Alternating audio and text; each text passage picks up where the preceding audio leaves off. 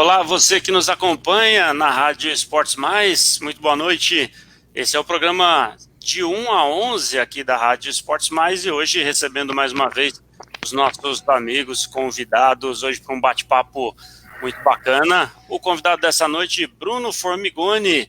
Boa noite, Bruno. Seja bem-vindo ao programa Sport Show, nosso quadro de 1 a 11 para a nossa resenha, nosso bate-papo, conhecer um pouco da sua história, um pouco da sua carreira, que ainda está em atividade, é bom lembrar, muito bacana isso. Então, obrigado, boa noite, seja bem-vindo ao quadro de 1 a 11 do programa Sport Show.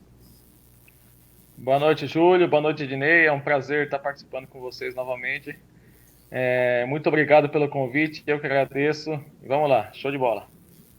Dinei, boa noite, seja bem-vindo mais uma vez, convidado de peso aqui, tem história, brincava com ele no WhatsApp aí, pô, você tem história? E ele falou para mim, tem nada, nós vamos descobrir que tem aqui, hein? Boa noite, Dinei. Boa noite, Júlio, boa noite, amigos da Rádio Esportes Mais, Bruno Formigoni, que tinha um tempão que não falavam, só por via Messenger ou Zap, então tá aí agora batendo um papo nessa live bacana, o Bruno, que é um cara gente boa, do bem, um cara que tem muita história, eu acho que tem muita história sim, é um cara que bacana para colocar esse de 1 a 11, e é um cara que viveu aquele período ainda com o Paulista, primeira divisão de estadual, o Paulista ainda brigando por títulos, né, cara? Depois o Paulista foi despencando, e torcer para que um dia o Paulista volte. Tá aí. Legal, Bruno. Nós vamos falar um pouquinho aí da carreira dele, passagem pelo Paulista aqui de Jundiaí também, mas tem história aí. Eu queria começar com você, Bruno. Você contasse pra gente, você saiu das categorias de base do São Paulo, né? Mas como é que você foi parar nas categorias de base do São Paulo? Conta pra gente, você é de Sorocaba, não é isso? Isso, sou de Sorocaba e eu cheguei no São Paulo com 12 anos de idade. E fiquei no São Paulo por 10 anos. Eu entrei com 12 e saí com 22. Cheguei na categoria Dente de Leite, que na época era o Sub-12. Já era Cotia nessa época? Não, ainda não. Na época o Sub-12, na Dente de Leite, treinava em Taboão da Serra. Aí depois teve a mudança para o Morumbi. Aí do Morumbi foi para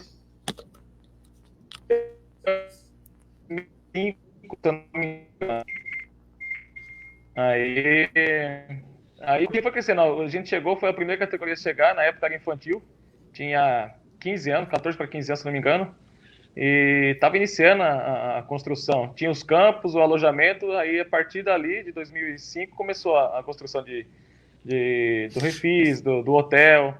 Hoje está maravilhoso aquele lugar lá. Ah, não, hoje é um resort ali, né? Mas, ali tá maravilhoso. Por curiosidade, nessa idade aí de 12 para 13 anos, já alojava, mesmo que fosse nessas outras cidades, no Morumbi, ou não, você morava em Sorocaba e tinha que fazer esse deslocamento diário? Eu tinha que fazer o deslocamento. Na verdade, nossos treinos eram de segunda, terça e quinta, em Taboão da Serra. Só que, na época, a gente... Não era longe, né? De Sorocaba, se não me engano, não vou lembrar exatamente. Acho que 100 quilômetros, não sei também exatamente, mas dava em torno de 1 hora, por aí. E como é que você fazia? Época, o pai levava? Sim, né? A situação financeira não ajudava muito e não conseguia ir treinar os 3 dias da semana, até porque também tinha aula. E então o que eu fazia? Eu treinava em Sorocaba, segunda e terça, e na quinta-feira eu ia para São Paulo. E foi isso, acho que nos 2 primeiros anos. E aí com 14 anos que eu alojei em Barueri, na verdade. A gente ficou, acho que 1 ano em Barueri até se transferir para o Morumbi. Mas nesses o que eles chamam de trabalho monitorado, né? Que daí é o que entra na categoria infantil, que ali a gente já está morando no alojamento, no CT, ali já começa o monitoramento. Essa é uma fase que é interessante. Às vezes a gente analisa, você ficou de 2012 até 2010 praticamente, né, no São Paulo. E aí você fala, pô, viveu o tempo inteiro só coisa boa, mas na verdade, assim, claro, você teve bons momentos, mas você pegou aí 2012 até 2015 praticamente, só roendo o osso, comendo poeira, sentindo dificuldade aí com deslocamento, trânsito, tudo isso daí, até ter a oportunidade de fato alojar, né? Não é fácil assim, né? Nem um pouco, é muito difícil. Graças a Deus eu tive apoio dos meus pais o tempo todo, me ajudaram, não mediram esforços para que tudo desse certo. E como eu disse, na época, financeiramente, a gente não tinha muitas condições. Na época eu lembro que meu pai vendia camisa, fazia rifa, para poder juntar uma graninha para poder me levar no combustível, com pedágio. Eu lembro também que ele tentava conversar com alguns pais de alguns garotos de Sorocaba para tentar fazer um rodízio. Uma semana meu pai levava, na outra semana uma outra pessoa levava, e na época tinha um goleiro, Rafael Cabral, que depois jogou no Santos, hoje, se não me engano, está na Inglaterra. Ele é de Sorocaba. E na época ele também, aí meu pai conversando com o pai dele, também passou no teste e fazia esse revezamento. Uma semana meu pai ia, na outra semana o pai dele levava. Só que daí, na época, ele não tinha muita estatura e ele era um pouquinho gordinho. E quando foi mudar para outra categoria, não aprovaram ele acabou sendo dispensado. E aí, de novo, começou aquela correria, o que fazer, o sonho de... o pai nunca deixa faltar nada pro filho, então meu pai começou de novo com a correria, e fala com um daqui, fala com um dali, e continua fazendo as rifas, mas graças a Deus eu continuei, deu tudo certo. Mas foi um período bem difícil, tanto para eles quanto para mim, porque eu também tinha que... mesmo sem entender muito, uma certa pressão, mesmo que eu não entendia muito naquele momento. Mas eu sabia do esforço e do sacrifício que meus pais faziam por mim. Então eu tinha que, de certa forma, dar alguma resposta. Mas graças a Deus, foi tudo encaminhando para o lado positivo. Você imagina, talvez você ou seus pais, por diversas vezes, deve ter passado pela mente e desistir em algum momento pela dificuldade, né? Mas de repente olha e fala, não, é a oportunidade. E você imagina, a gente está falando de São Paulo, né? Você imagina uma equipe pequena, né? De repente você fala, passar por todas essas dificuldades numa equipe pequena, onde você de repente fala, talvez nem chegue, né? Exatamente. E assim que eu alojei também, por um lado eu consegui alojar, já é um grande passo. Mas aí vem as dificuldades, com 13, 14 anos você morar no alojamento, eu nunca tinha saído de casa. Então tem essa outra parte também, a adaptação. Aí sim, nesse momento, eu passei por um momento difícil lá que eu pensei em desistir. Quando eu conversei com a minha mãe, com meu pai, e eu não estava dando... o treinador na época lá não me colocava muito nos treinamentos. E quando eu estava pensando em desistir, veio uma troca de comando. O treinador, que era o Arlindo Galvão, era meu treinador no Sub-12, dentro de leite, subiu para a categoria infantil. Aí as coisas mudaram. Daí eu voltei a jogar, voltei dar um gás novo, né? Voltei a jogar, voltei a ser o capitão da equipe, e dali também foi só felicidade. Dá pra gente fazer um paralelo, aproveitando esse gancho aí, Ednei? Você está falando de infantil, qual era a diferença das duas categorias? Era infantil e a outra? O Dente de Leite era o Sub-12, era 12 e 13 anos. Isso. E na infantil já é 14, 15 anos. Beleza, Dente de Leite e infantil. Você fala que a troca de comando foi uma motivação para você não desistir. Fazendo um paralelo aí, só dando um salto rapidinho, o profissional tem basicamente a mesma coisa, né? De repente o atleta que não está sendo aproveitado, está lá desmotivado, está pensando, pô, vou procurar um outro clube, vou tentar rescindir o contrato. Aí, eventualmente, troca de comando, troca de treinador, o cara fala, opa, é minha chance. Talvez, eu não sei se é essa a situação, mas talvez você tenha vivido isso recentemente na Inter aí, né? Depois a gente vai chegar na Inter. Mas no profissional é basicamente a mesma coisa, né? Às vezes o cara tá encostado, sem muita perspectiva, troca o comando, é a vez dele, de repente, ter uma chance, não é isso? Exatamente. O futebol é muito dinâmico, muita coisa acontece, e a troca de comando é uma delas, ainda mais aqui no Brasil. A cultura do nosso futebol é essa, quando não dá certo, em 5, 6 rodadas, troca o comando. E às vezes quem não tá nem jogando tem uma nova chance, tem uma nova motivação, e quem tá jogando já pode voltar pro banco. E, infelizmente, é a cultura do nosso futebol que está sendo muito discutida nesses últimos tempos.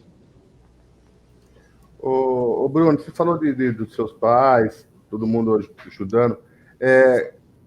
O São Paulo chegou ao seu primeiro time profissional, o primeiro jogo do seu profissional foi no São Paulo. E como é que foi para o seu pai ver você a primeira vez jogando como profissional? Falou, agora chegou a realização de um sonho. Como é que foi para o seu pai e aonde foi esse clube? Que foi no São Paulo? Foi no São Paulo, minha primeira. Eu estava até conversando com o pessoal aqui na Inter hoje sobre isso. Meu primeiro jogo eu tinha 18 anos, foi no Brasileiro de 2008, São Paulo e Atlético Paranaense. O jogo foi na Arena da Baixada. Na época o treinador era o Muricy Ramalho. Campo ruim lá, né? Mas é um sonho realizado mesmo. Meus pais ficaram muito felizes logo que foi eu lembro que eu estava treinando em Cotia. Se eu não me engano, o jogo foi no domingo e na quinta-feira foi quando o pessoal do profissional ligou, né? Na época o seu Geraldo, que era o coordenador das categorias lá, hoje faleceu, ele é falecido.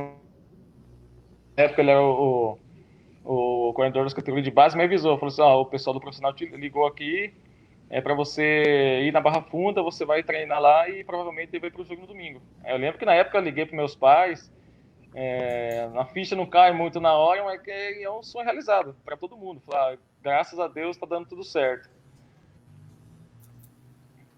Bacana, cara, bacana isso aí, porque é muito difícil chegar ao profissional. A base é uma coisa, o profissional é outra, né, cara? Muitos ficam pelos caminhos, né? Imagina a sensação do pai, né? Ter esse sentimento de olhar e falar, poxa, todo o esforço porque o São Paulo foi com 12 anos o início da trajetória, mas a sua trajetória não começou com 12 anos, né? Imagina que a correria, eu acho que você jogou futsal, por exemplo, imagina que ele deve ter corrido com você desde 5, 6, 7 anos, vem carregando você com futebol. Desde os 7 anos de idade, daí eu jogava em Sorocaba, daí foi quando eu mudei, assim, comecei a treinar em Indaiatuba. Na época tinha o Tejusa, futsal em Indaiatuba. Uhum. Hoje, infelizmente, não existe mais, mas ali também foi um grande salto do Tejusa, foi quando eu comecei a disputar torneios maiores, com mais visibilidade. E do Tejusa foi quando eu fui para o São Paulo. Comecei a treinar campo, mas dali que eu fui para o São Paulo. Mas desde cedo, desde os 7 anos de idade. Então imagina, quando viu você estreando, quer dizer, eu brinquei com a Arena da Baixada, mas podia ser qualquer outro estádio. O fato de você realizar, concretizar o primeiro trabalho profissional, quer dizer, o ser efetivado como um atleta profissional e dali poder se afirmar, segue a carreira, vai embora, vai seguir, porque o que eu podia fazer como pai, eu consegui projetar daqui para frente, depende só de você. Eu acho que deve ser um orgulho muito grande, né? Acho que esse é o caminho. Fato que mais marcante ainda, assim, falando nesse assunto, foi quando eu fiz meu primeiro contrato profissional. Eu acho que é ali que ficou mais marcante para mim, porque foi com 16 anos, quando eu fiz meu primeiro contrato profissional, e eu avisei meus pais. Eu lembro que quando eu liguei para minha mãe, ela nem conseguia falar comigo, ela começou a chorar, porque foi um contrato de 3 anos, e ali foi uma certa garantia. Até então, não tinha contrato, não tinha nada, podia ser dispensado a qualquer momento, ainda mais no clube. Que ano foi? São Paulo. Foi em 2006, eu tinha 16 anos na época. Agora... Ali... Só um parênteses, Júlio. Sobre o Tejusa, cara, que ele falou que lamenta o Tejusa não ter. O Tejusa, acho que o Fábio Vidal jogou no Tejusa, o Fábio Vidal paulista, cara, jogou no Tejusa. Teve pro passo de Jundiaí, que era também da Tuba, os gêmeos, que eram o Fábio e o Flávio.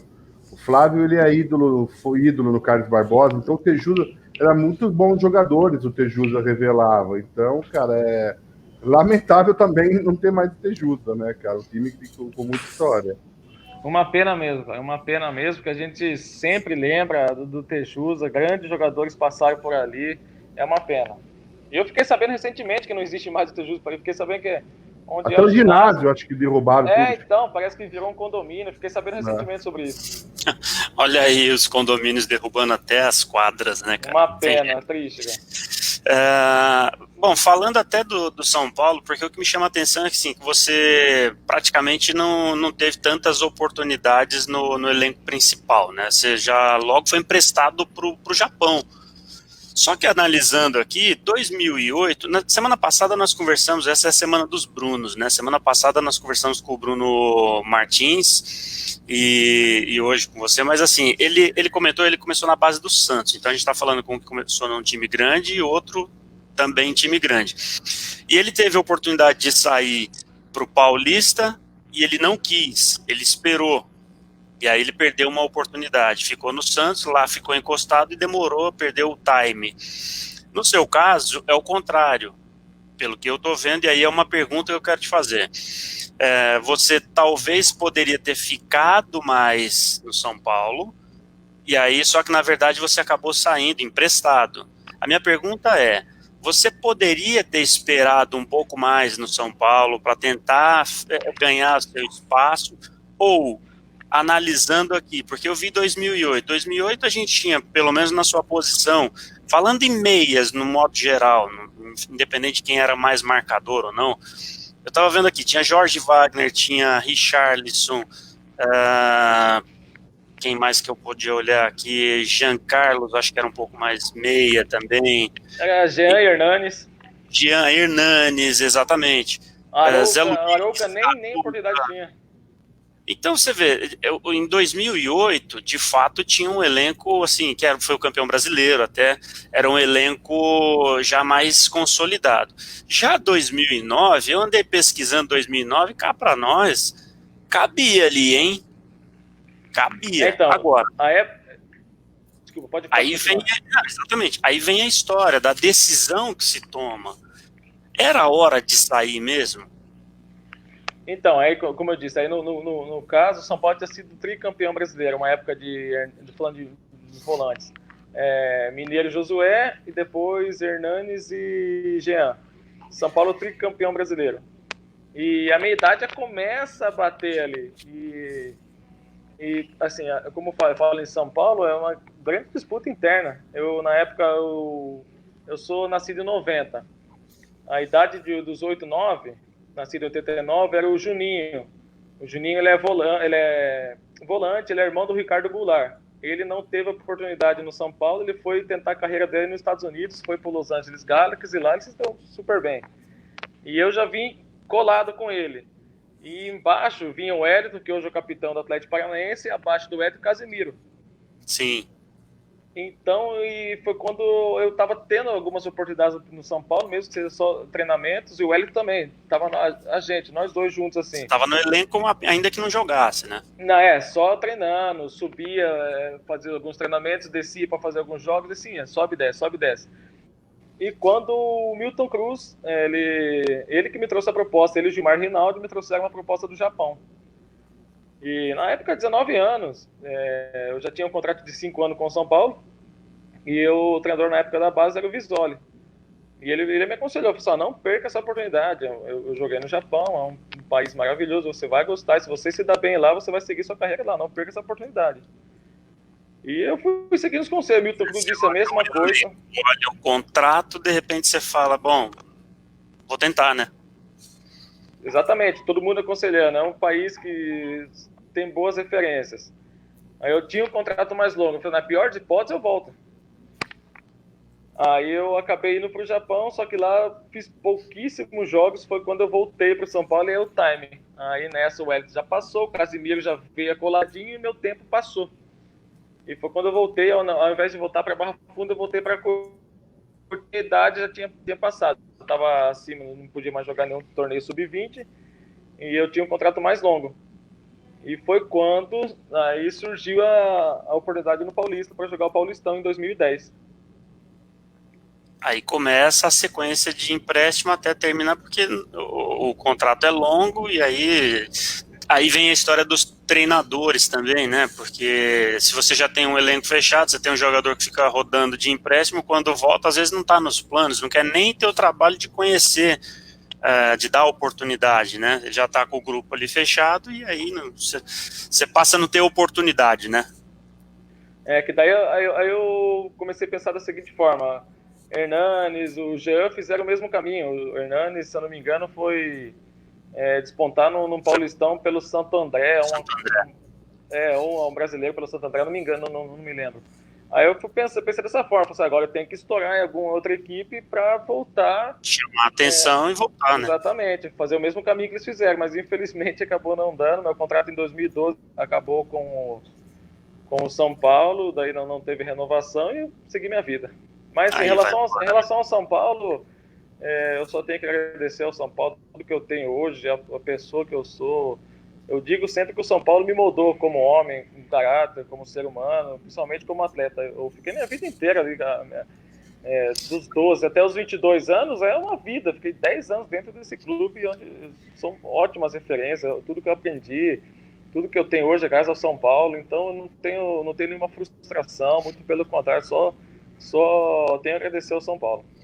A gente o Mazzola, né, Bruno? O Mazzola foi também junto com isso daí quando você chegou, né? Foi mesmo, a gente foi prestado não lembro se tinha juntos, mais jogadores. Em 2010 a gente foi junto pro Paulista, do Mazzola. E o mesmo pensamento, foi tentar alguma... O Hernani Brocador também é a mesma coisa. Ele foi no ano seguinte, em 2010, na Copa Paulista com o Diniz.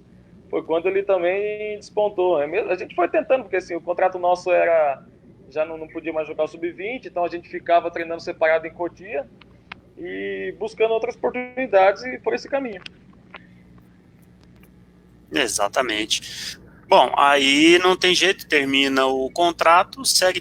É bem isso, né? Você fala bastante do São Paulo, a gente ouve muitas pessoas que tiveram a sua formação de base no São Paulo, independente da parte técnica. O São Paulo tem essa característica de formação de pessoa, né, para quem passa pela base do São Paulo, né? Isso é muito importante, né? Desculpa, cortou um pouquinho, a conexão tá um pouquinho... Para quem... Eu digo o seguinte, o que eu percebo, que eu ouço por aí muito, é que as pessoas que jogaram, que fizeram a sua base no São Paulo, independente da questão técnica, mas a sua formação como pessoa, como caráter, todos falam assim, sem sombra de dúvida, que é muito importante essa passagem. Quer dizer, o São Paulo não dá somente a estrutura para que ele desenvolva tecnicamente, mas essa de formação como pessoa é muito importante, a estrutura que eles dão para quem passa lá em Cotia, né? Exatamente, eles prezam muito por isso lá, existem muitas regras, assim, e para você ter uma ideia, no São Paulo, assim que eu terminei meus estudos, eu consegui ainda fazer um ano de faculdade. Eles tinham uma parceria com faculdade lá, eu fiz assim, mas foi logo quando eu fui emprestado para o Japão. Então eles prezam muito pela formação, além da formação do atleta, mas assim, como ser humano, eles prezam muito por isso, para sair de lá formado como homem, como cidadão de bem. Você chegou a fazer um ano de faculdade, trancou, completou ou não chegou a completar? Não, eu fiz um ano, aí eu não consegui completar mais, porque já não conseguia conciliar. Daí eu fui para o Japão, depois voltei, essa sequência de jogos, de treino, não consegui conciliar os estudos com o futebol. Vocês viram que mandou um abraço aí? Pretendo voltar. Tem que fazer, né? Dar sequência na carreira aí, né? Bom, aí vem o Paulista na sua vida. Já tem até uma pergunta aqui do Vinícius Escarton. Boa noite a todos, grande convidado e campeão pelo Paulista. Gostaria de saber qual foi a importância da conquista da Copa Paulista na sua carreira, defender as cores do Galo. Grande abraço a todos. Fala, Escarton, um abraço, obrigado. De vez em quando eu falo com ele, bato um papo também, gente finíssima. Aquele título foi maravilhoso por tudo que aconteceu, pelas circunstâncias, salário atrasado, o último jogo lá, ainda assim, eu ainda recebi pelo São Paulo, né? Nessas partes assim, mas a gente tá junto, a gente via as dificuldades, tira da cozinha, e por tudo, da forma que foi, o último jogo lá em Ribeirão contra o Comercial, o presidente do Comercial já tinha chamado 2 caminhões do Corpo de Bombeiro, porque ia ter festa na cidade, a gente foi campeão lá dentro. Esse foi um título marcado para mim para sempre. Sempre que eu encontro, assim, aqui na Inter eu estava jogando com o Rafael Ferro, que também participou desse título, e a gente sempre lembra desses momentos, o que a gente passou no clube. Para mim, assim, não nem falando só do título, qual o Paulista, mas a minha passagem pelo Paulista, para mim, assim, tem grande significado, porque foi o primeiro clube a me abrir as portas. E eu tenho um carinho enorme, torço de coração para que o Paulista volte ao lugar onde ele merece, na elite paulista, no cenário nacional.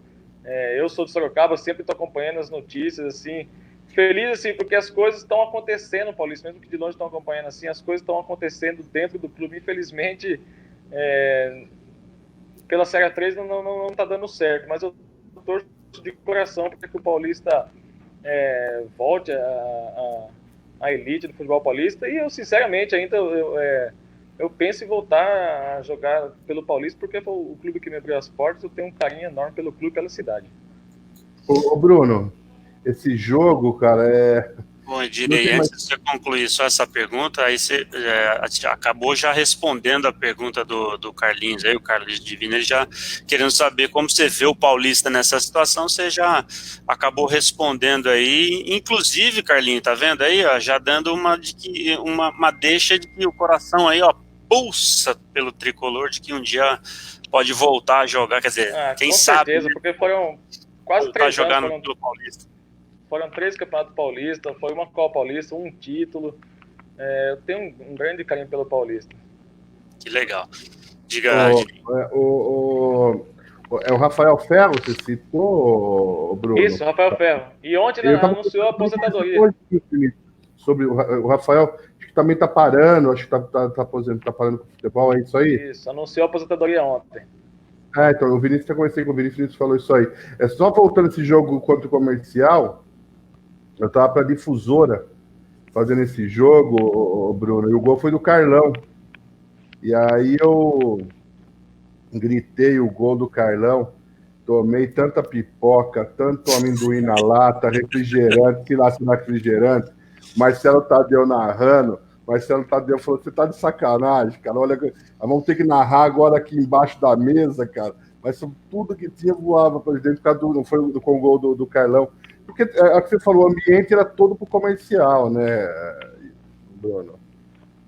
E a gente cresceu na hora certa, porque na segunda fase, para a gente se classificar, a gente precisava golear o Noroeste na última rodada e torcer por uma combinação de resultados. E foi o que aconteceu. A gente ganhou de 4-0 do Noroeste, se eu não me engano, a Ferroviária ganhou do Ituano, em Itu. E o Ituano era a sensação do campeonato. E a partir dali foi que o time cresceu. A gente pegou na época o Audax, na época era Pão de Açúcar. A gente ganhou, empatou em São Paulo, ganhamos em Jundiaí de 4-0. Pegamos o Velo, ganhamos de novo de 4-0. E a final, primeiro jogo ganhamos de 2-0. E só falando do Carlão, naquele jogo lá, o Macena era o titular, foi expulso em Jundiaí.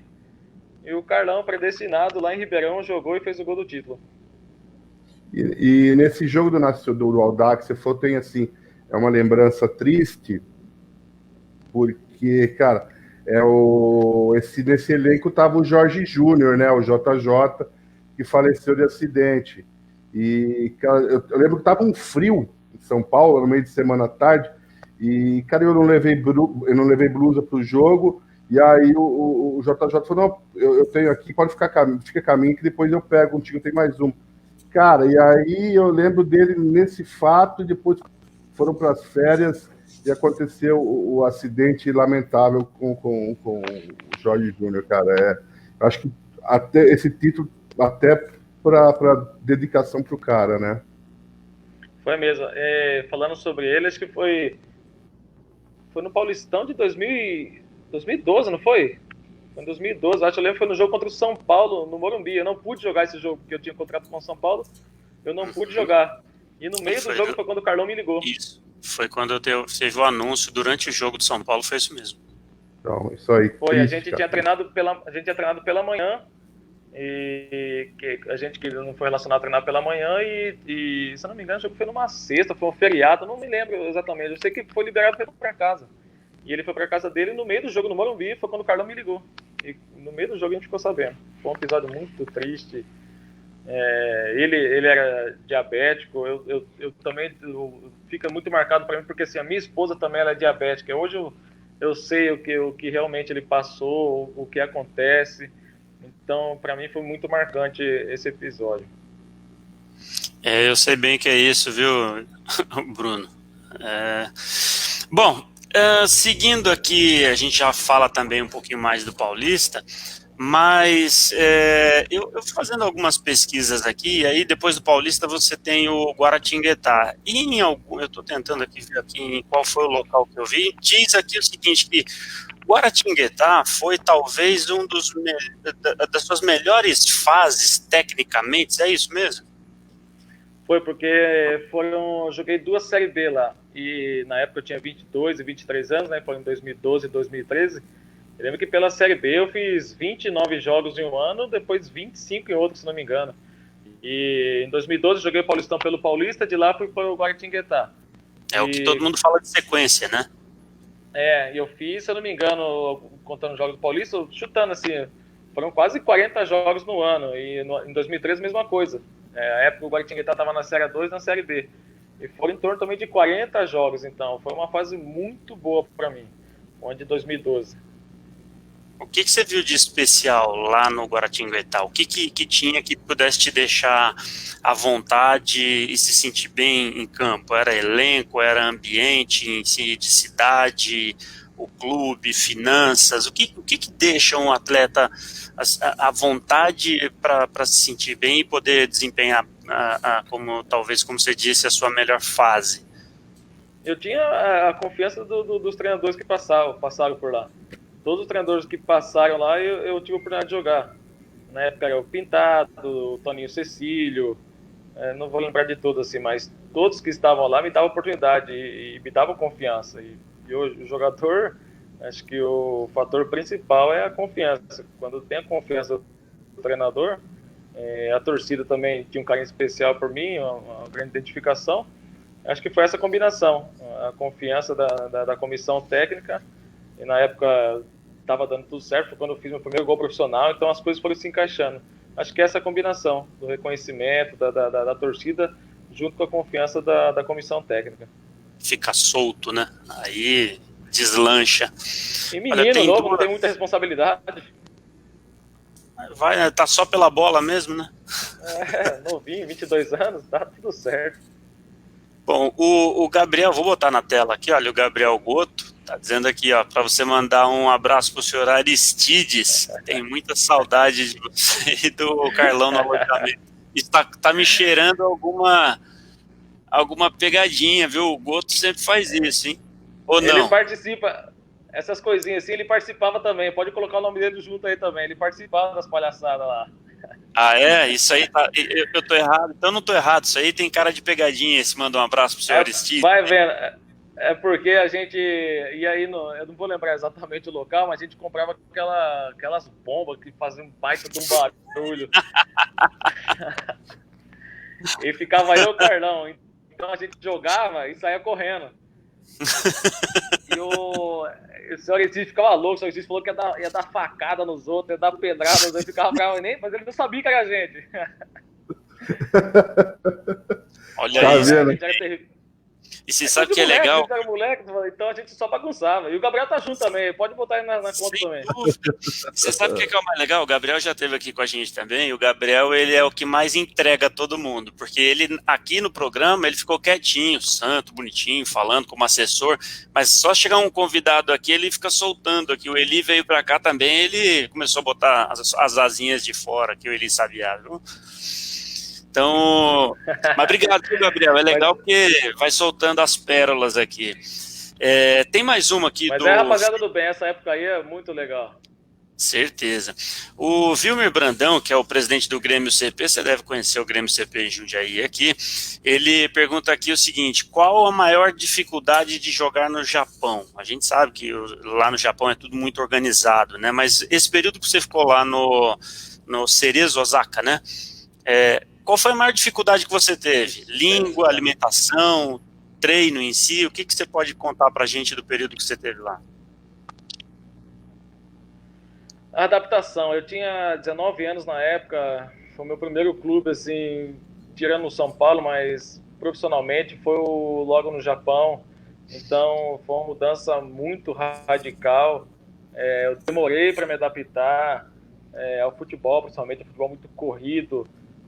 A comissão ainda que seja brasileira, era o Leverkusen, o treinador, mas dentro de campo assim eu tinha que dominar o idioma muito rápido, porque dentro de campo você tem milésimo de segundo para tomar uma decisão, às vezes para chamar um companheiro, então você tinha que, principalmente o básico, direita, esquerda, frente, trás, toca, chuta, então eu não conseguia me adaptar, eu tentava me adaptar o mais rápido possível, mas acho que a partir do terceiro mês foi quando as coisas começaram a andar um pouquinho, só que eu estava muito atrasado assim, em relação ao campo, não conseguia encontrar o bom futebol. Em relação à organização, à estrutura, isso é indiscutível.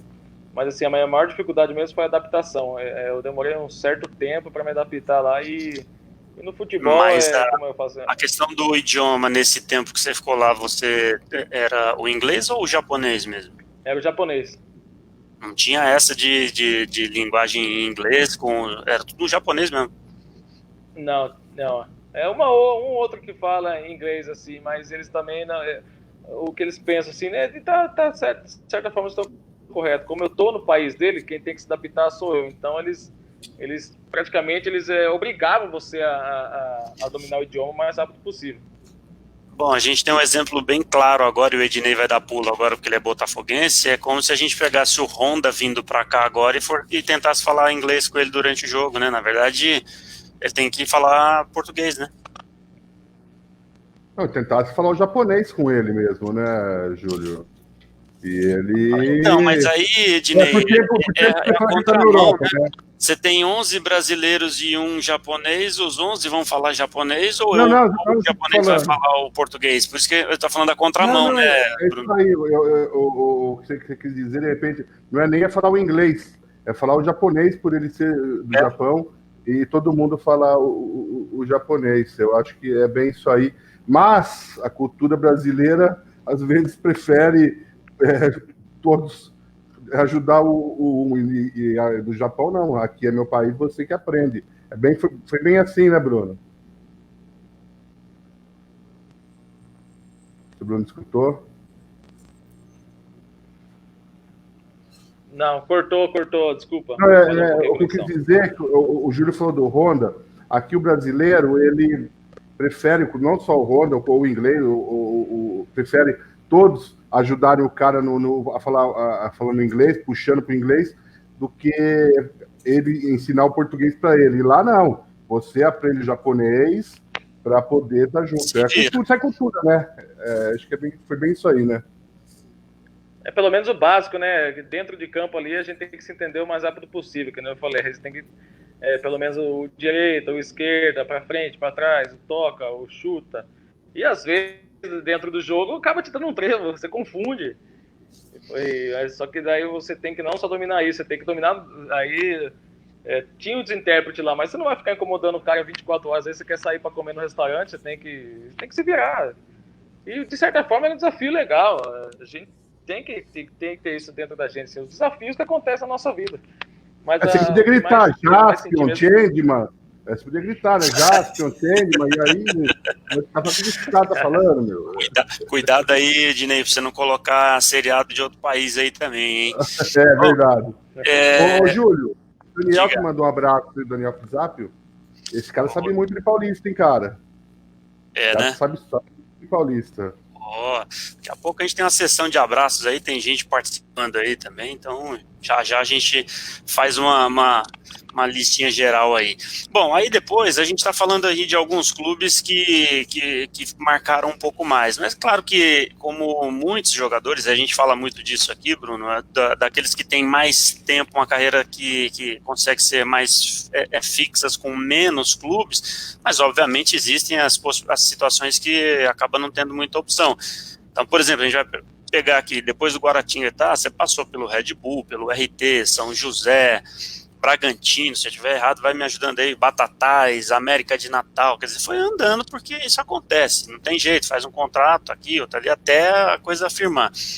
E aí tem o 15 de Piracicaba, que também eu consegui pegar alguma coisa aqui, no sentido de que você tinha vontade de jogar no 15 de Piracicaba, era mais ou menos isso. Como é que foi a passagem em Piracicaba para você? Então, falando isso aí, é porque assim, como eu sou de Sorocaba, eu sou torcedor fanático do São Bento. Então eu frequentava estádio, eu tinha o São Bento muito parecido com o 15.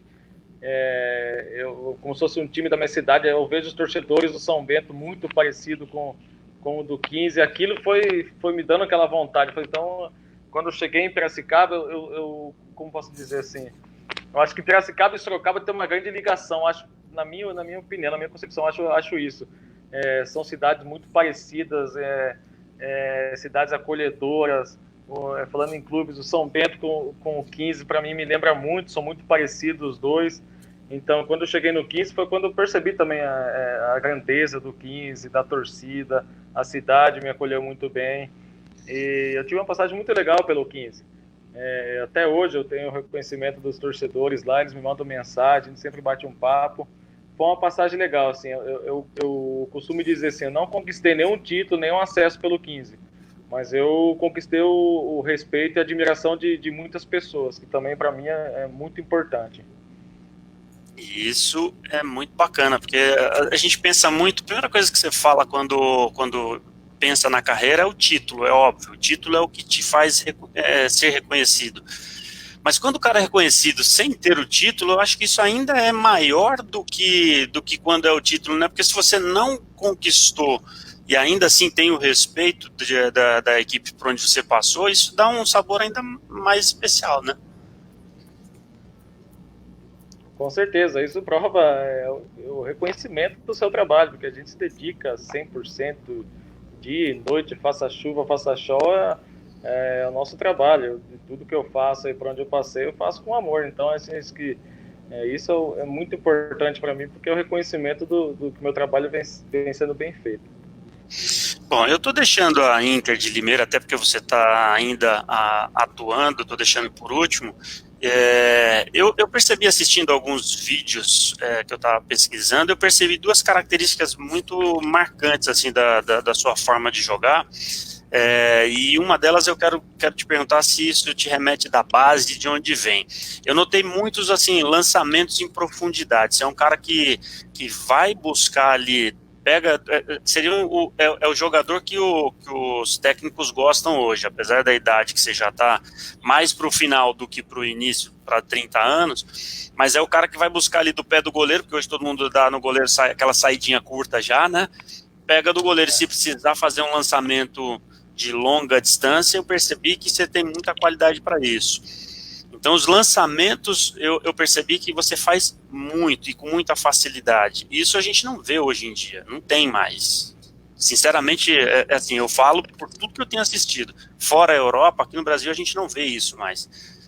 E aí eu não sei se isso é porque os técnicos de hoje em dia não encorajam mais os jogadores a fazer. E aí eu volto, a minha pergunta é, na base isso fizeram com você, te encorajavam a fazer, isso é de você? Da onde vem essa coisa de você fazer esses lançamentos, achar o jogador lá na frente e arriscar, ter a coragem de propor esse tipo de jogada? Como eu disse, né, no começo, o futebol é muito dinâmico, ele está mudando a todo momento. E aquele que se adaptar o mais rápido possível leva vantagem. Há um tempo atrás, quase ninguém jogava com os goleiros. Hoje, o goleiro é primordial em qualquer esquema. Acaba se tornando um homem a mais, somente numa saída de bola. A maioria dos treinadores hoje optam por um goleiro que sabe jogar com os pés. E falando sobre os lançamentos, né, eu vim de uma escola que é o São Paulo, então eles cobravam muito que quem estava no São Paulo tinha que fazer algo diferente. Então a gente tinha que a cada dia mostrar o porquê a gente estava ali, tinha que fazer tudo abaixo da perfeição, porque eles nos davam toda a estrutura, nos davam todo o respaldo. Então era uma obrigação a gente, dentro de campo, mostrar um bom futebol. E além deles querer formar atleta, a gente estava sempre brigando por títulos na época do São Paulo. Eu lembro que uma Copa São Paulo, umas vésperas de Copa São Paulo, o Marco Aurélio Cunha, na época, ele teve uma reunião aberta com a gente na primeira véspera do primeiro jogo. Ele falou que a gente tinha obrigação de chegar na final. E estava correto, porque assim, ele dava toda a estrutura. Sim. Simples assim. Ele falou assim, vocês têm obrigação de chegar na final. Se não chegar na final, alguém vai pagar o pato. E bem assim, na época, 18 anos, 19 anos, a gente entendia a pressão que ele estava. Vocês estão no São Paulo, você tem uma estrutura que nenhum outro clube tem, então vocês têm obrigação de chegar na final. De certa forma, ele está correto.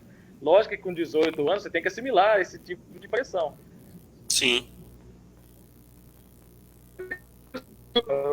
Tipo assim, se a gente quiser jogar em times grandes, essa é a pressão, aqui no Brasil funciona dessa maneira, busca por resultado. Se você não tem resultado, infelizmente eles acham que você não presta, e essa, infelizmente, é a cultura do nosso futebol.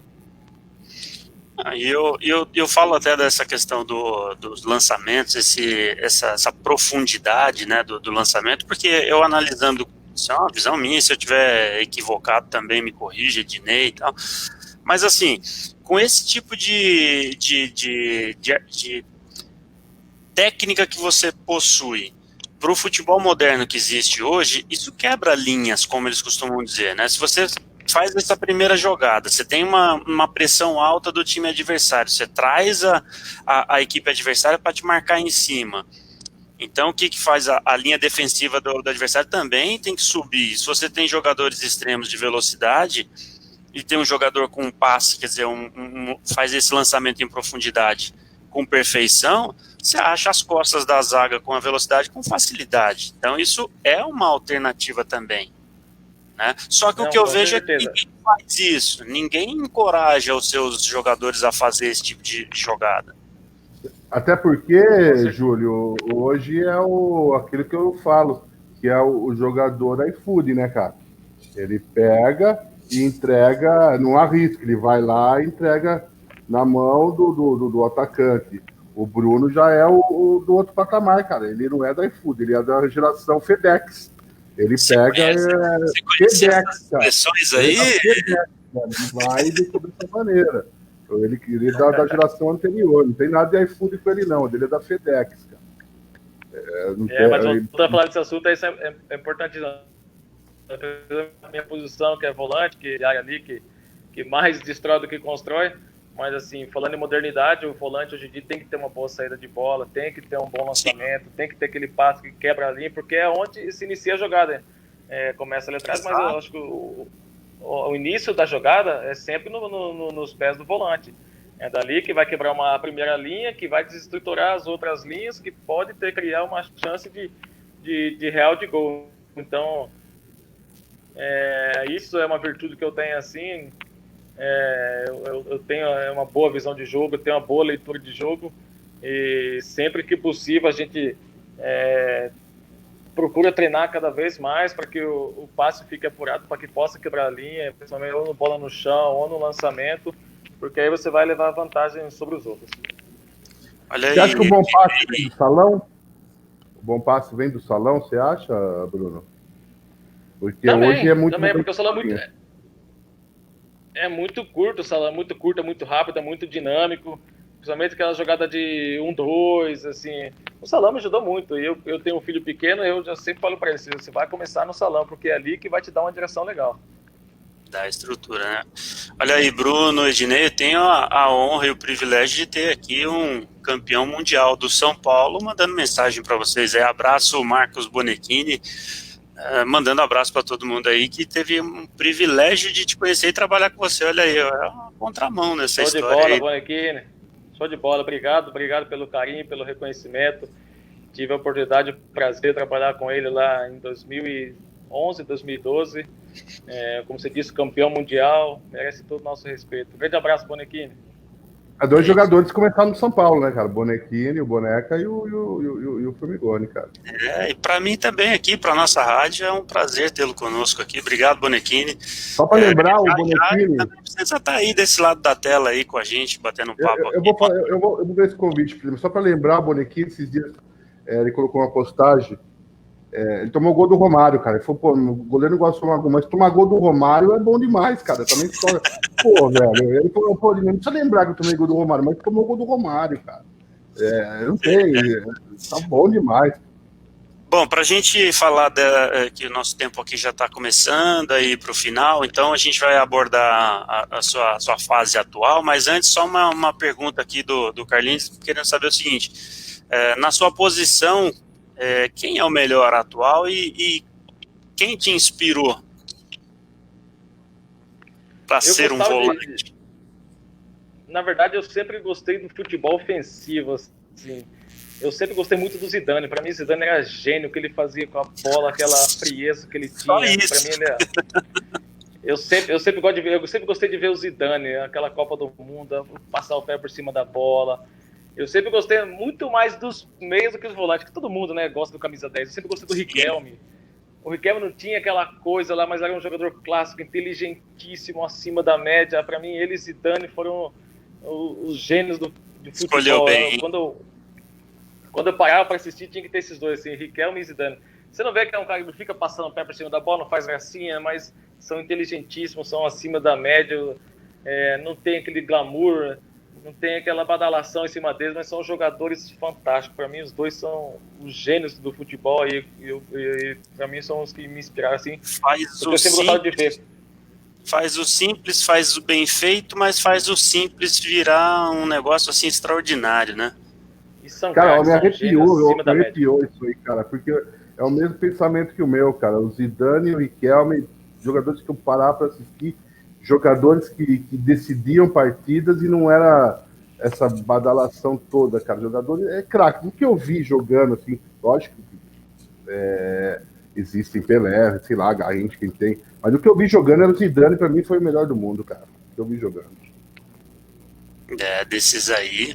Bom, queria que você contasse aí, Bruno, a sua ida para Inter de Limeira foi no ano passado, né? Você veio para Inter. Como é que você foi parar na Inter? Porque eu vi também no começo do ano, tem uma certa, não diria polêmica, mas assim, a história do ser ou não ser aproveitado. Então eu queria saber como é que você foi parar na Inter de Limeira, e aí teve o Campeonato Paulista esse ano. Tem algumas coisas que eu vou continuar na pergunta, mas o que se deu a sua ida para a Inter de Limeira?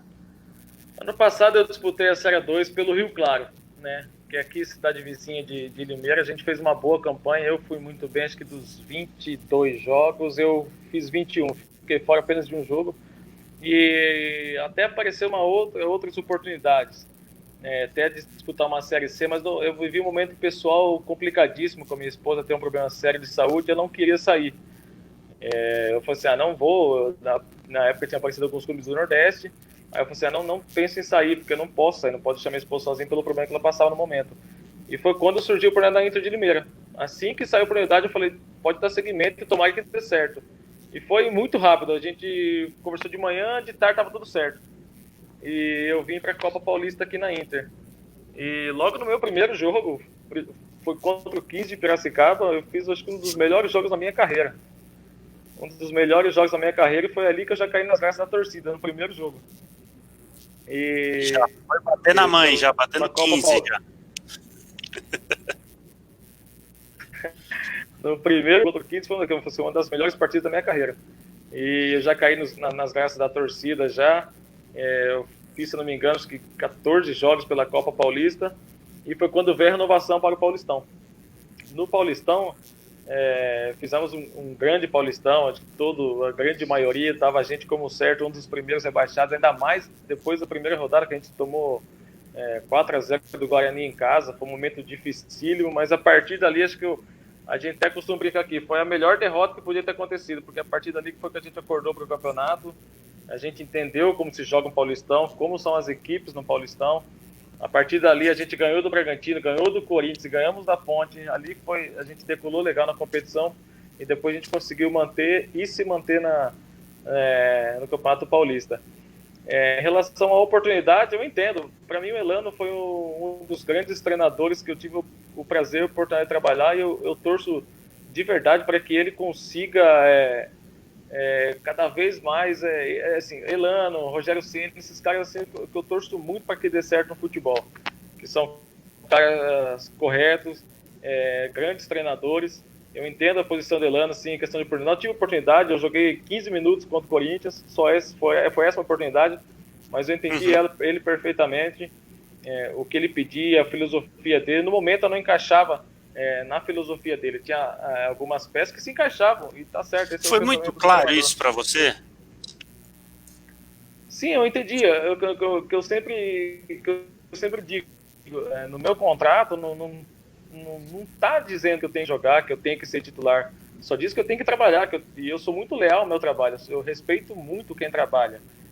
Não, isso não tá no de ninguém, né? Mas existe aquela coisa do... Mas por que eu tô sempre fora? Tem isso, né? Claro, então, lógico que a gente fica frustrado por não jogar, ainda mais um paulistão. A gente quer jogar, a gente tem essa vitrine, tem essa oportunidade, mas eu entendia que no momento tinha um outro volante que fazia a função com perfeição da maneira que ele pedia. E de certa forma ele foi muito bem no campeonato. Ele não deu brecha para que eu pudesse entrar. Então eu entendi assim, eu poderia também fazer... O meu trabalho não está sendo bem feito, eu poderia pensar dessa forma. Mas depois que veio a diretoria me chamou para renovar por mais um ano, foi aí que você começa a perceber. Eu falei, peraí, então meu trabalho estava sendo muito bem feito. Infelizmente não tive oportunidade, mas eu trabalhei muito, me dediquei bastante, e as outras pessoas viram. Não joguei por uma questão... É só uma questão de opção do treinador mesmo, não é que eu não estava fazendo. Exatamente, é uma questão de opção, porque o trabalho estava sendo bem feito. Se ele precisasse, optasse por mim, eu estava à disposição. Então, foi Bruno, aí que eu fiquei... Oi. Eu posso estar enganado, mas a sua Copa Paulista pela Inter de Limeira foi boa. Essa Copa Paulista? Sim, porque eu via matérias, cara, de suas, eu via que você todo jogo era indo bem, a torcida até gostava. Então, eu achei que o problema foi o esquema, o treinador que você falou que você entendeu, mas a sua Copa Paulista foi boa para a Inter de Limeira também, né? Sim, fui muito bem pela Copa Paulista, foi aí também que me deu um aval. Os torcedores até hoje mandam mensagem, conversam bastante comigo. Eu fiz uma grande Copa Paulista e infelizmente o Paulistão não tive muitas oportunidades por questão de opção. Mas agora a gente está aí de novo trabalhando para uma outra Copa Paulista. Vamos nos preparar muito bem, porque para a gente essa Copa Paulista aí vai ser a nossa Copa do Mundo, e vai ser pouco tempo. Acho que vão ser 2 meses de Copa Paulista, valendo vaga para a Série D, valendo vaga para a Copa do Brasil. E uma dessas conquistas aí, com certeza, vai ajudar muito a Inter no ano que vem. E você vê, né, Ednei, ele quebrou o mediador agora. Eu queria dar uma cutucada para saber o que ele tinha com o Elano. No fim, numa pergunta só, ele já matou, porque eu ouvindo alguns bate-papos aqui da rádio FM de Limeira, e eles estavam muito indignados justamente porque o Elano não te dava oportunidade. E aí eles comentaram do Recife, que aí diziam, poxa, como o Recife sai assim, saltou, pulou, pegou a janelinha. Quer dizer, é o Recife, ele citou mais um outro jogador que me falha a memória agora, para dizer assim, 2 jogadores que estavam abaixo da lista de espera subiram à frente e tiraram a sua vez, sendo que tecnicamente, na opinião deles, você tinha mais capacidade de atuar tecnicamente, teoricamente, assim, pelo que eles mencionavam, eu assistindo a entrevista deles, de que você teoricamente estava mais preparado para jogar do que eles, então eles pularam a vez. Então era uma indignação total, querendo entender por que é que você não jogava. Então eu queria saber de você, por que é que você não jogava? E aí você vem para mim e diz, olha, eu entendo que talvez a forma de jogo do Elano eu não encaixava, eu tinha que esperar. Aí quebra, né? Eu acho que isso é profissional, né, cara? Isso é o profissional. É entender. Por isso que eu falo, a experiência vai mostrando. Você vê, olha, o outro, que ele diz aí, atletas como o Formigoni ajudam muito o treinador, e é bem isso mesmo, porque, e às vezes é o que a gente fala, e você podia confirmar isso ou não, né, Bruno, quando a gente fala de vestiário, é isso que de fato acontece, quando um treinador tem o vestiário em mãos, o elenco flui naturalmente. Quando ele não tem, a gente logo percebe. Só que quando é de fora, a gente não sabe o que se passa dentro do vestiário, não é verdade? Então, por isso é que, às vezes, a gente fica deduzindo, o pau tá quebrando lá dentro. E, na verdade, não, tá tudo sob controle. O Bruno não tá jogando. Então, tem alguma coisa errada entre ele e o Elano. E, na verdade, você simplesmente continuou trabalhando, mesmo que tecnicamente você tinha e tem condições de jogar, mas você entendeu porque você tem confiança do treinador e vice-versa, e a coisa seguiu naturalmente. Exatamente. Eu estava sempre me preparando para isso. Se o Elano pitasse por mim para jogar uma partida, ou 45 minutos, ou 5 minutos que seja, eu estava pronto. A minha parte eu tinha que fazer, e se a oportunidade aparece, se menos esperar aparece, e você tem que estar preparado para agarrar ela. Em relação ao vestiário, é isso mesmo. O Elano preza muito pelo vestiário, e eu costumo falar aqui para todo mundo que o vestiário é meu, porque eu aqui agito, eu bagunço, eu gosto da resenha, e o Elano gostava muito disso. O vestiário é seu, você faz o que você quiser, você comanda o vestiário. Eu junto com mais 2, 3 que a gente comanda o vestiário, comanda aquela resenha, o ambiente muito agradável aqui. Foi um dos pontos também para que eu renovasse aqui. Eles sempre falaram isso para mim. Você tem o vestiário na mão, você tem o elenco na mão, e a gente quer que continue esse ambiente na Inter. A gente conta muito com você também para que faça esse papel para a gente aqui dentro. Isso contou bastante. Quem toma também conta da sua carreira? Você mesmo? Tem empresário? Eu mesmo não tenho empresário. Na verdade, tenho grandes amigos dentro do futebol, eles que me ajudam. Vão dando umas dicas, indicam uma coisa ali, mas na hora de tomar as decisões mesmo, quem faz é você. Sim, eu junto com a minha família, a gente que toma as decisões.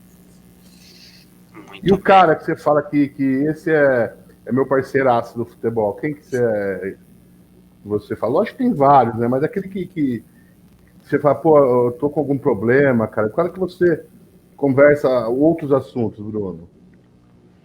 Tenho grandes amigos. O Gabriel Gotto é um deles, cara. Eu gosto de zoar ele, mas ele é um baita de um cara, um baita de um amigo. Ele me ajuda bastante, assim, quando eu tô com alguma coisinha que eu preciso conversar, assim, ele é um cara que me escuta, que me dá... Sempre, na época do Paulista também, já dava grandes conselhos, assim. Ele é um cara fantástico. Se eu eu sei que eu posso falar com ele. O Anderson Marques, que era do Red Bull, ele virou auxiliar do Red Bull, é um grande amigão meu também, meu irmãozão, eu sei que eu posso contar com ele. Tem o Everson, goleiro do Atlético Mineiro, a gente foi praticamente criado junto lá em Cotia, do São Paulo. A gente tem mais de, 20 anos de amizade, é um grande amigo meu também, eu sei que eu posso contar com ele. E vai faltar alguns aqui, mas graças a Deus eu fiz muito. Pra bagunça é o Carlão, né? Pra bagunça é o Carlão. Carlão também. Carlão da bagunça, Carlão da resenha. Pra soltar as bombas de 10 lá na casa do... Olha lá, Bruno. Bruno, quando você for conversar com o Gabriel, assim, eu não gosto muito do Gabriel, porque ele tem um amigo que ele gosta pra caramba, que é o Miller, cara. Ele gosta do Miller pra caramba, então eu não gosto. Então, quando você perguntar pra ele, ele fala assim, pô, eu não sabia que você era tão amigão assim do Miller. Então, daí ele explica isso aí. Aí eu tô meio estressado com o Gabriel, cara. Beleza? Mentira. Muito bem. Bom, nós estamos chegando... eu tinha uma outra coisa que eu ia falar quando eu falei dos lançamentos, e outra coisa que eu percebi muito. A gente está praticamente encerrando aqui nosso horário, aí, nosso bate-papo, que eu percebi bastante como um fundamento. Não sei se dá para chamar de... um fundamento.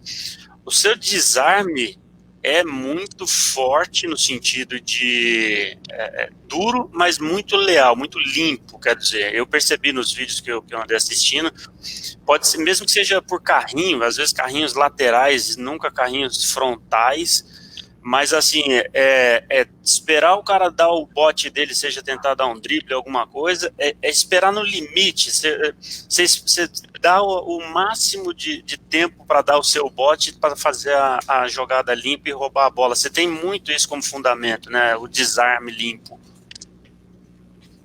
Foi uma das coisas que eu também aprendi, até desarmar você tem que aprender, que hoje eles falam em destruir construindo. Não é só você dar uma bica para fora e acabar a jogada. Às vezes você tem que fazer um desarme e já ligar o contra-ataque. Até isso, hoje em dia, a gente tem que se adaptar. Então, até para marcar, a gente também tem que se adaptar. Não é só dar uma porrada no cara. Às vezes você toma um cartão que você já fica pendurado durante o jogo todo.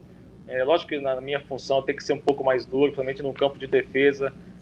Tem que parar, não deixar a equipe progredir, mas assim, em relação a desarme, quanto mais você conseguir desarmar já armando uma jogada, vai levar vantagem. Isso que hoje o futebol hoje é muitos detalhes, hoje está muito estudado, hoje tem muitos analistas, hoje todo mundo conhece todo mundo. Então, alguns detalhes que fazem a diferença dentro do jogo. E o desarme é um deles também. Sem dúvida. Bom, para fechar, você está com 30 anos. Ano que vem você ainda disputa um Campeonato Paulista Série A1, certo? Seu contrato vai até o final do Paulistão do ano que vem. Dá para você pensar ainda em conseguir um contrato? A ideia do Paulistão do ano que vem está numa vitrine boa ainda, Campeonato Paulista Série A, conseguir um clube de maior expressão. Até o Vilmir Brandão coloca aqui que, poxa, é uma pessoa que você tem potencial ainda, até pela idade, dá para jogar mais 5 anos tranquilamente aí, num clube de expressão, Série B, Série A, enfim. O que você pretende ainda nos próximos 5, 6, 7 anos da sua carreira aí? Como é que você planeja ela para a próxima, para a sequência aí, pegando já como referência primeiro a Copa Paulista, que é o próximo, mas como é que você planeja ainda mais esses próximos anos na sua carreira? Sim, eu tenho 30 anos, mas assim, eu sonho o tempo todo, eu sonho voltar para time grande, mas eu sei que para isso eu tenho que me preparar desde já. Agora começa a preparação, a gente tem um grande campeonato da Copa Paulista, temos o Paulistão, o futebol a gente já viu tanta coisa, tantos atletas que depois de uma certa idade continua indo para time grande, então a gente tem que trabalhar, se dedicar ao máximo, se cuidar, não só dentro de campo, fora de campo, hoje em dia também conta muito, a pessoa tem que se cuidar bastante, porque o futebol está exigindo demais, então nós jogadores também, não pensa que não, mas como eu disse, como o futebol está muito igual, a gente tem que levar algumas certas vantagens no jogo. Eu costumo também até estudar, no meu tempo livre assim, eu começo a estudar alguns lances, tática, a gente tem que, alguma coisa dentro de campo tem que levar vantagem. Como eu disse, o futebol está muito igual. Então eu tenho que me dedicar, tenho que trabalhar, tenho que estar sempre à disposição. Agora chega uma idade que com 30 anos tem que se cuidar ainda mais, que o risco de lesão é maior. Mas eu penso ainda em jogar em alto nível por uns 5, 6 anos, se Deus quiser me livrar das lesões, que acho que é o maior medo de um atleta, principalmente lesão de joelho, acho que é a lesão que a gente mais tem medo. Mas se Deus permitir, jogar mais 5, 6 anos em alto nível. E eu penso lá na frente, lógico que tem muita coisa para acontecer ainda, mas eu penso em me tornar um treinador ou fazer parte de gestão. Eu sempre tive esse sonho, eu gosto, eu sempre entendo muito, tá no sangue, não tem jeito, mas se for falar algo assim, acho que seria isso, jogar mais uns 5, 6 anos em alto nível. E após esses anos aí, lógico que muita coisa pode acontecer, mas o pensamento é me manter no futebol ainda, ou na parte de gestão, ou na parte da comissão técnica. Mas até lá tem muita coisa ainda para acontecer. Você ainda vai voltar aqui, ainda como jogador, para bater um papo com a gente aí, para contar mais coisas ano que vem. Enfim, a gente ainda tem, isso aí. Tem muito para contar as novidades para a gente ainda.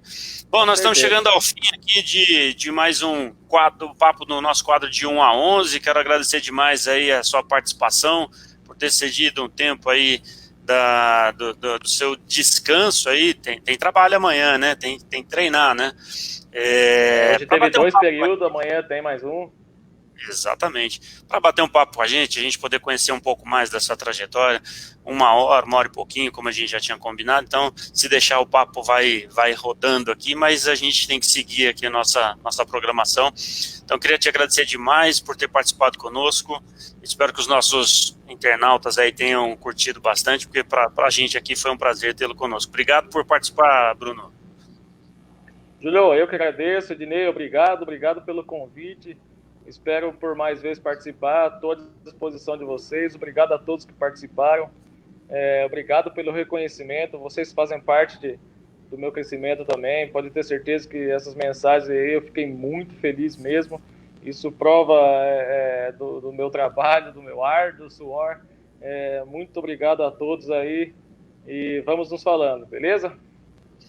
Muito bem. Abraço aqui para o Pedro Rego, que participou da gente, o Pedro Carioca, lá do Rio de Janeiro, participando com a gente, o Pedro Silva, o Vilmer Brandão, o Carlinhos Cabral, Fernanda Marque, o Ari Sardinha, o Gabriel Goto, que participou com a gente aí. Então, a galera que está sempre deixando mensagens aí.